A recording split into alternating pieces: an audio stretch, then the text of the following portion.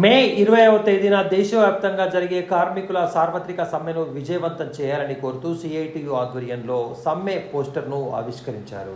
కేంద్ర ప్రభుత్వం అనుసరిస్తున్న కార్మిక ప్రజా వ్యతిరేక విధానాలకు నిరసనగా కార్మిక వ్యతిరేక 4 లేబర్ కోడ్లు రద్దు చేయాలని కోరుతూ 20వ తేదీన నిర్వహించే దేశవ్యాప్త సమ్మెకు ప్రతి ఒక్కరూ మద్దతు ఇవ్వాలని సందర్భంగా కోరారు.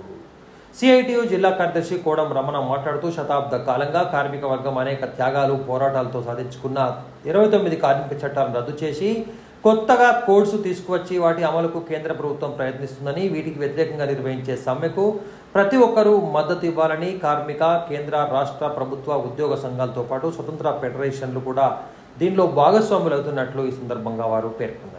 కార్యక్రమంలో సిఐటియు జిల్లా నాయకులు సిరిమల్ల సత్యం, ఉడత రవి, మచ్చ వేణు, గాజుల రాజు, వెంకటేశ్వర్లు, అవధూత హరిదాసు తదితరులు హాజరయ్యారు. హక్కు లేకుండా కనీస వేతనం అడిగే హక్కు లేకుండా కార్మికులకు భద్రత లేకుండా పోయే అవకాశం ఉంది. కాబట్టి మరి పోరాడి సాధించుకున్నటువంటి కార్మిక చట్టాలను కార్మికులందరూ కూడా ఐక్యంగా కాపాడుకోవాల్సినటువంటి బాధ్యత మన మీద ఉందని గుర్తు చేస్తూ మరి ప్రభుత్వం ఇప్పటికైనా ఈ కార్మిక వ్యతిరేక విధానాలను మానుకొని ఈ కార్మిక వ్యతిరేక 4 లేబర్ కోడ్లను వెంటనే వెనక్కి తీసుకోవాలని సందర్భంగా డిమాండ్ చేస్తూ ఉన్నాము.